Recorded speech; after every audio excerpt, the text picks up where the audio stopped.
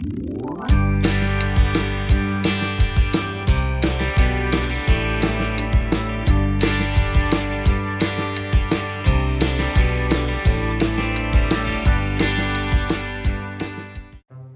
and welcome to Paper Cup Crafts. Today we're going to go over how I did this card. We're going to use the Poppy Moments dies. I use these ones to do the large poppy. There are two dies. One does the outline that I did in black and the other does the red. And then for the smaller poppies, use these ones in the same way. And the leaves are done the same way, just use two different colored green cardstocks. And the list for these are at the beginning and at the end, or at the beginning, pardon me, of this video. If you need a minute, you can always pause the video.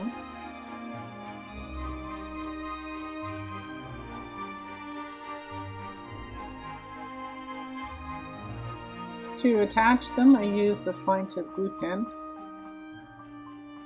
and just added little bits of glue. Now I'm going to put the background together, and this is a piece of watercolor paper. I'm going to use my aqua painter. It is like a paintbrush with its own water source in the handle. I'm going to use a real red ink. Now this is an old case that I have, but the color is still current. I'm going to squeeze the lid together before you open it, and that gives some ink onto the inside of the lid. And that's what you're going to use to paint with. So you want to get your brush wet by squeezing the handle and just pull some of that ink off and start painting with it. Now when I did this, I noticed that it was leaving these red streaks that you can see when I was painting, and I couldn't get them to smear even if I added more water to them. So I continued doing it to see if I could get it to look a little bit more how I wanted it to look, with that nice watercolor wash as a background. But I realized that it wasn't working, but I like to finish what I start, so I did the whole page.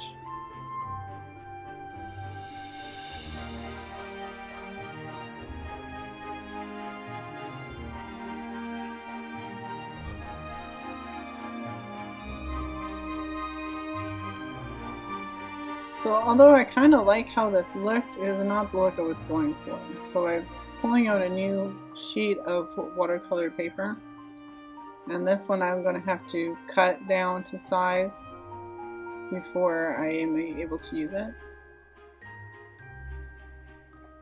So here I'm just measuring on my card base. Usually go in about 1/8 inch all the way around. I've been doing this for a while now that I can pretty much eyeball where I want it to cut.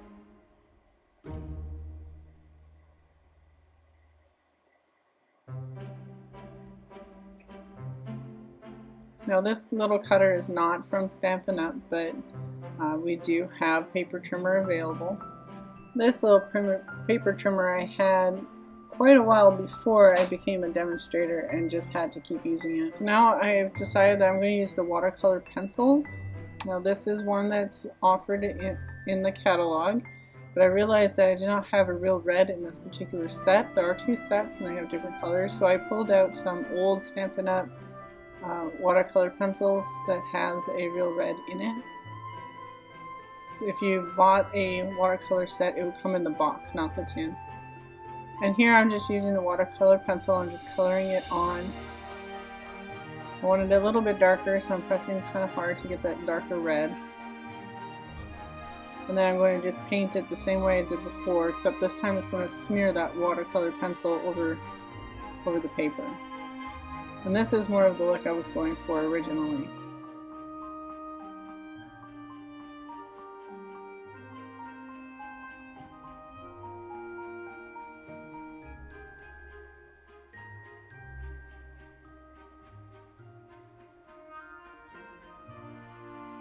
So now this is some of the ribbon that I was going to use.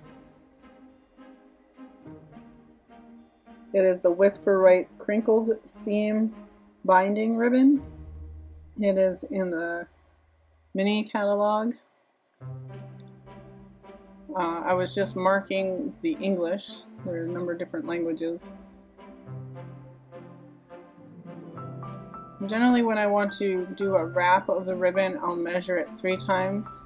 So once for the back, once for the front, and once for the tie. And then that gives me some extra that I can play with when I do my bows on the front. Then here I realized that I needed to let this dry before I attached everything. So I decided to move on to another card. My camera died before I could show the finishing touch, but this is the finished card.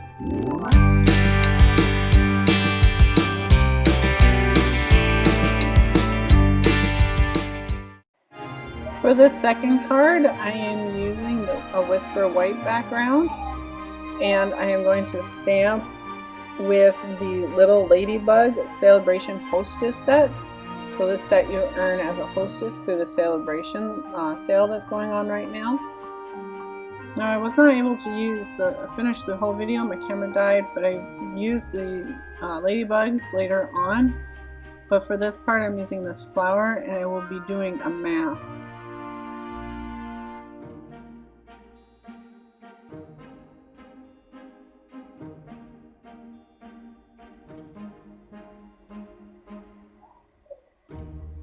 So I'm just using some Memento Tuxedo Black, and I plan to use blends, and this is the best ink for blends. It won't bleed when you color over the ink.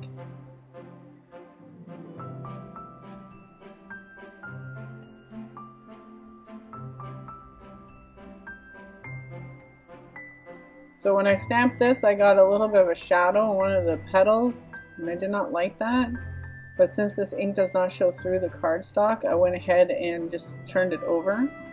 My plan is to mount this onto a card base so you won't see that other side at all. And this one's stamped much nicer. Now this is just some scrap paper that I had, and I'm just going to stamp the flower part to make my mask. The reason for masking is to make it look like the flowers are stacked. And you need to do this so that the flowers in the background don't stamp over your main flower.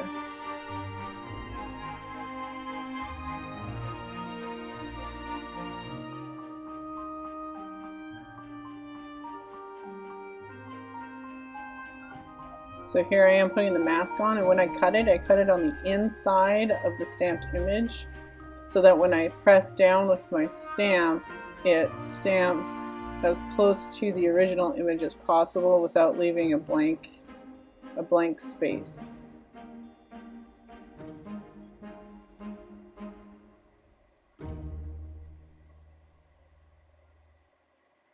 Now here I'm kind of realizing that I would like to put a lower flower in here, but I need the petal to be masked as well. So I'm going to have to cut out a new mask piece that includes the little leaf on the stem. And here are the 2 masks that I made. I'm going to use the one with the leaf on it, and I'll place it over top of the flower I don't want to be stamped on. I ended up using a piece of washi tape to just kind of hold the piece down so it wouldn't move while I was stamping over top of it. Washi tape is good because it's removable and reusable to a certain amount. So here I'm pulling out my Real Red blends. I have the dark and I have the light.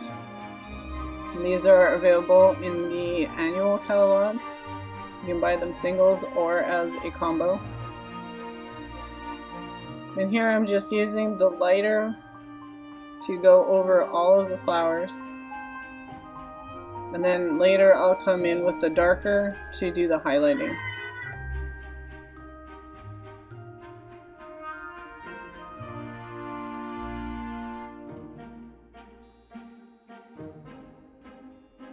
Here I've switched to the old olive combo of blends, and again I just do the light and then I go over with the dark to give the highlights. Then I go back to the light and blend it all together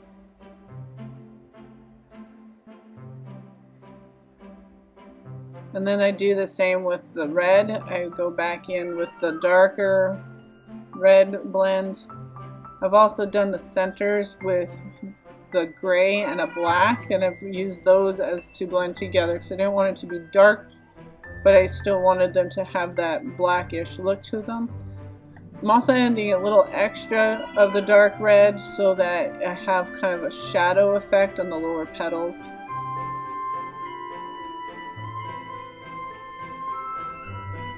This is the color lifter marker for the blends. It acts as an eraser and lifts the blends off your cardstock. And here I'm trying to make more of a shadow effect, where like a gleaming spot on the leaves. So I'm just trying to take off a little bit of the color. But as I went, the more I realized that it was not working out the way I really wanted it to.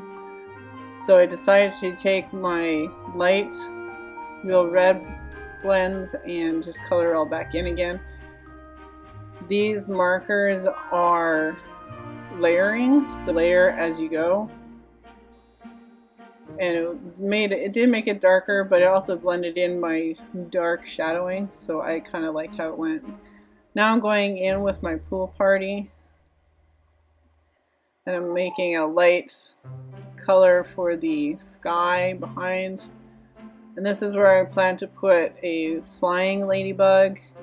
It's colored also with my blends. And then I put a little bit of a darker look to the bottom, kind of a shaded look from the flowers. Now my battery died right around here, so I did not finish the full card on the video, but this is the finished card.